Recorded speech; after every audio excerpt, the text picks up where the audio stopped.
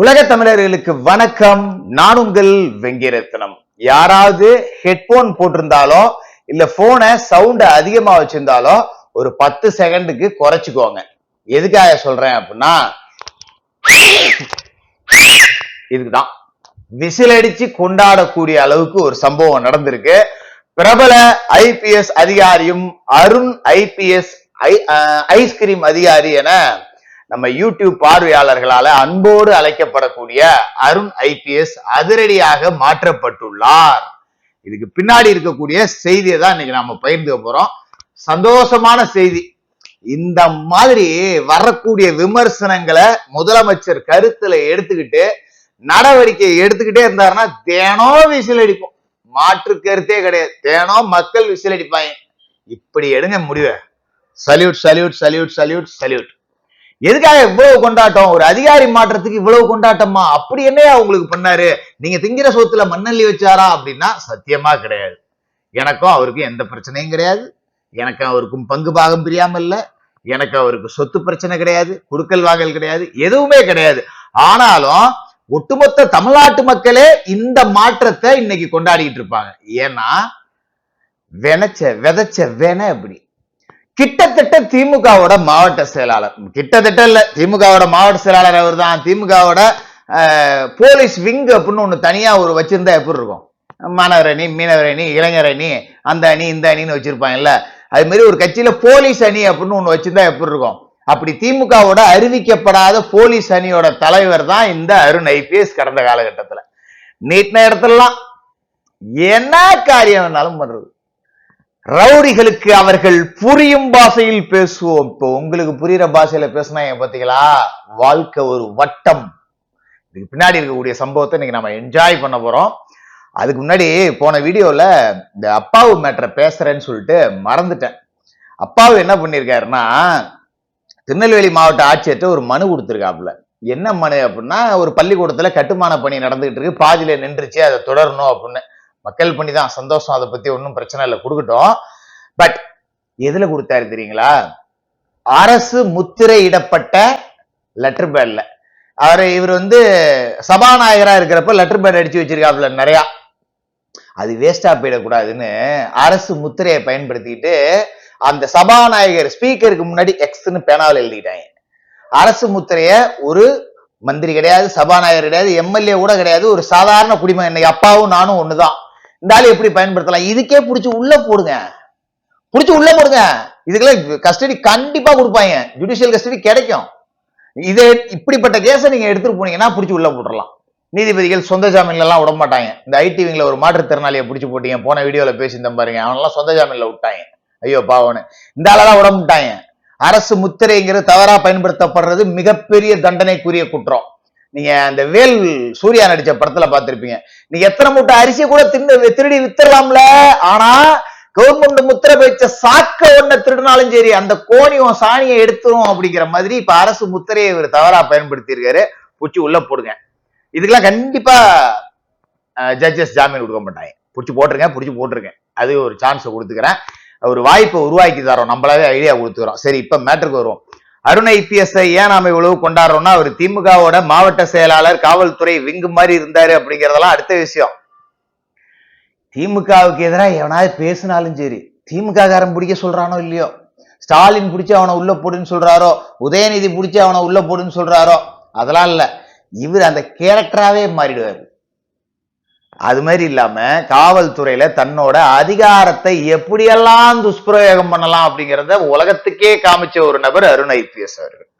நிறைய போலி என்கவுண்டர் மேட்டர்லாம் இனிமே வெளியே வரும். எல்லா மேட்டரும் வெளில வரும். இவ்வளவு வேலையும் பார்த்துக்கிட்டு திருமாவளவனை கைக்குள்ள போட்டுக்கிட்டு இந்த ஆட்சியிலையும் லஞ்ச ஒழிப்புத்துறை இயக்குனரா இருந்து பதவி வாங்கிட்டாரு. சரி, பதவிதான் கொடுத்துட்டாங்க, அந்த இடத்துல விசுவாசமா இருந்தோம்னா இன்னும் இவருக்கு திமுகவோட விசுவாசம் போகல அப்படிங்கிறத உளவுத்துறை டீடைல்டா ரிப்போர்ட் போட்டு கொடுத்துருக்காங்க. கொடுத்தவர் அஸ்ரா கார்க் அப்படின்னு சொல்றாங்க. நான் ஏற்கனவே சொல்லியிருந்தேன், அஸ்ரா கார்க்கு டெல்லி பதவிக்காக லெட்டர் எழுதியிருந்தாரு. இங்க இருக்கவே பிடிக்கல, அருண் மாதிரி ஆட்களை வச்சுக்கிட்டு நாம ஒன்னும் செய்ய முடியாது, நாம என்னதான் நடவடிக்கை எடுக்கணும்னு நினைச்சாலும் இவரு நோட்டை போட்டு திமுக காரனுக்கு முன்னாடியே கொடுத்துடுறாரு, இங்க ரைடு வரப்போகுது, அங்க ரைடு வரப்போகுதுன்னு, நான் ஒன்னும் பண்ண முடியாதுங்க அப்படிங்கிற மாதிரி தான் புலம்பல். இது சார்ந்த விவரங்களை அப்படியே தேடிக்கிட்டு இருக்கும் போதே உளவுத்துறை சத்த நேரத்துல செந்தில் பாலாஜி தப்பிச்சிட்டாரு, அசோக் தப்பிச்சிட்டாரு, ஏவாவேலு தப்பிச்சிட்டாரு. நேத்து வந்து நாங்க ஓட உள்ள ஒளிய உள்ள ஓடுற பழக்கம் திமுக யாருனுக்கு எவனுக்குமே கிடையாது.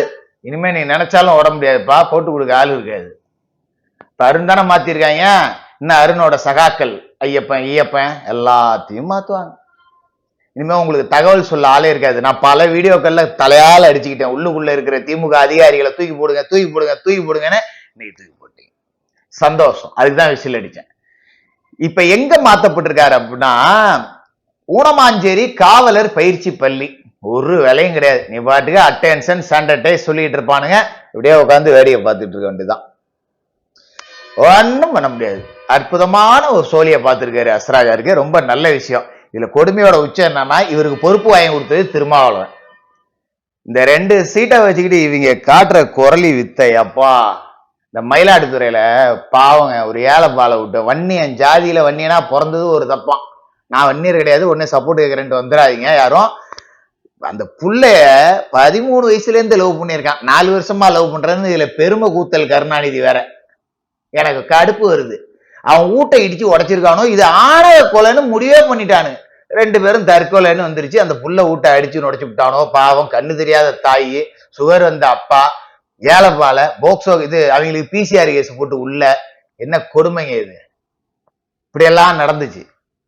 இந்த மாதிரியான வேலைகள்லாம் செய்வாங்கிறதாலதான் தெரியும். அப்பத்துல இருந்தே Visika danger Visika danger Visika danger. நீங்க பார்த்திருப்பீங்க திருமாவளவன் பேசுனது.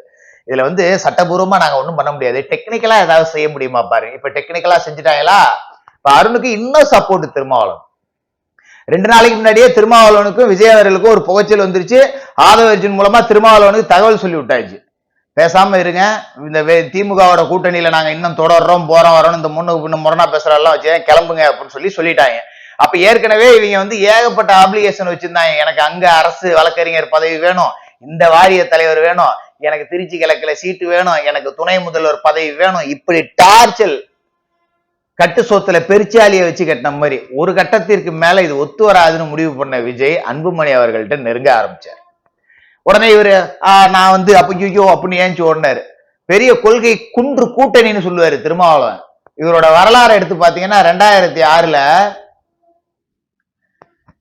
யார் கூட இருந்தாரு, இங்கேருந்து 2001ல பாத்தீங்கன்னா ஏடிஎம்கே, 96ல அதுக்கு முன்னாடி பாத்தீங்கன்னா மூப்பனார் தான் கொண்டு வந்து இவரை அரசியலே விட்டாரு. 2001ல மூப்பனாரை கழட்டி விட்டு ஏடிஎம்கே அங்க விட்டாரா. அடுத்து 2006 திமுக கூட்டணி தோத்துருச்சு, மறுபடியும் ஏடிஎம்கே கொண்டாரு. 2011ல மறுபடியும் திமுக போனாரு, அங்க தோத்து போச்சு. 2016ல மக்கள் நல கூட்டணி, அங்கேயும் தோத்து போச்சு. அதுக்கப்புறம் 2 பேரும் அம்மாவும் இறந்துட்டாங்க, கருணாநிதி இறந்துட்டாரு, அப்படியே இங்கேயே ஓட்டிக்கிட்டே இருந்தாரா. இப்பதான் முத ஸ்டாலின் தோல்வியை சந்திக்கிறாரு, அங்கேருந்து வந்துட்டாரு. இவர் கூட்டணி எங்கேயாவது தோத்து போச்சுன்னா கிளண்டு ஓடியாந்துருவாரு. அவ்வளவுதான் அவங்க வேலை. இப்ப என்ன ஆகி போச்சு அப்படின்னா, அருண் ஐபிஎஸ்க்கு எவ்வளவோ முட்டு கொடுத்து பார்த்திருக்காரு. கூப்பிட்டு ஸ்ட்ரெயிட்டா சொல்லிட்டாங்க, பாருங்க தேவையில்லாத விஷயங்கள்லாம் தலையிடாதீங்க, நீங்க கலந்து போறதுன்னா கலந்து போங்க, பாமக ரெடியா இருக்கு, நாங்க ஆட்சி நடத்துறதை நாங்க பாத்துக்கிறோம், இந்த மாதிரி அதிகாரிகளுக்கெல்லாம் சப்போர்ட் கேட்டு இங்க வராதிங்க அப்படின்னு ஸ்ட்ரெயிட்டா சொல்லிட்டாங்க. எவ்வளவோ லாபி பண்ணி பார்த்திருக்காரு அருண் ஐபிஎஸ்க்காக, எதுவும் நடக்கல. இதெல்லாம் உண்மை, நிறைய நடந்திருக்கு மேல்மட்டத்துல. எவ்வளவோ லாபி பண்ணி பார்த்திருக்காரு, ஒன்னும் கதையாவல. இல்லைங்க அருணை மாத்தணும் அப்படிங்கிற முடிவு கொண்டாங்க. ஏன்னா அருணுக்கு திமுக பாசம், திருமாவளவனுக்கும் திமுக பாசம், வேற ஒண்ணுமே கிடையாது. மந்திரி சபையிலேயே இடம் கொடுத்து உங்களை வச்சிருந்தாலும் நான் இன்னும் திமுக காரன் தான் அப்படிங்கிற மாதிரி தான் இந்த திருமாவளவன், செல்வ பெருந்தகையே, இன்னும் ஐயுஎம்எல் இருக்காங்க, அவங்களும் குணத்தை காட்டுவாங்க ஒரு நாள், அவங்களும் திமுக காரங்க.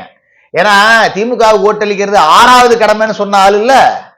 இந்த மாதிரி ஆட்கள் எல்லாம் வச்சுக்கிட்டு விஜய் எப்படி ஆட்சி செய்யறது. அதுக்கு தான் நான் ஒரு 4 நாளைக்கு முன்னாடி சொல்லியிருப்பேன், இந்த விசை செடிகள்லாம் களைச்சு விடுங்க, இந்த விசை செடிகளை களைச்சு விடுறதுக்காகனாச்சும் இடைத்தேர்தலில் டிவிகே ஜெயிக்கணும்னு நான் சொல்லியிருந்தேன். நடந்துச்சா? இப்ப அருண் ஐபிஎஸ் அவர்களோட மாற்றம் ரொம்ப சிறப்பான ஒரு மாற்றம். காவலர் பயிற்சி பள்ளியில போய் எவனாவது புதுசா அங்கேருந்து போலீஸ் செலக்ஷன் ஆகி வருவாங்க, அட்டென்ஷன் ஸ்டாண்டர்டைஸ் அப்படின்னு இருப்பாரு. அப்படின்னா அந்த ரைட்ல அருண் உட்காந்துருப்பாரு, லெஃப்ட் டர்ன் அப்படின்னா அங்கேயே அருண்டா உட்காந்துருப்பாரு. வேற வழி இல்லை, ஏன்னா அங்க ஒரு வேலையும் இல்லை, லெப்ட்லயும் ரைட்லயும் மாத்தி மாத்தி உட்காந்துட்டு இருக்க வேண்டியதான். இவ்வளவுதான் வேலை. நிறைய பேர் சவுக்கெல்லாம் நேரம் வீட்டுல டான்ஸ் ஆடிட்டு இருப்பாருன்னு நினைக்கிறேன், தனிமையில டனக்கு டனக்கு டனக்கு டனக்கு டனக்குன்னு. உண்மையிலேயே செம்ம டான்ஸ் போட்டுட்டு இருப்பாரு சவுக்கெல்லாம். பல ஆம்ஸ்ட்ராங் கேஸ்ல இருந்து லொட்டு லொசுக்குல இருந்து எல்லாமே இனிமே நல்லபடியா நடந்துரும் அப்படிங்கிற ஒரு நம்பிக்கை நமக்கு வந்துருச்சு. ரொம்ப சிறப்பு. இந்த மாற்றம் அப்படிங்கிறது தான் மாற்றம் தாரேன் அப்படின்னு சொன்ன இந்த டிவிக்கு அரசு கொடுத்த ஒரு எக்ஸ்ட்ரீமான மாற்றம்.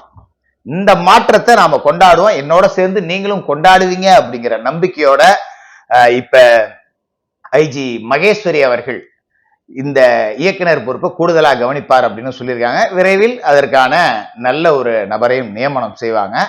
அநேகமா தீயணைப்பு துறையில இருக்கக்கூடிய வெங்கட்ராமன், டிஜிபி வெங்கட்ராமன் அவர்கள் தான் இப்ப இந்த டிவிஎஸ்சி இயக்குனர் பொறுப்புக்கு வருவார் அப்படின்னு நினைக்கிறேன். அவரை போட்டாதான் சரியாகவும் இருக்கும்.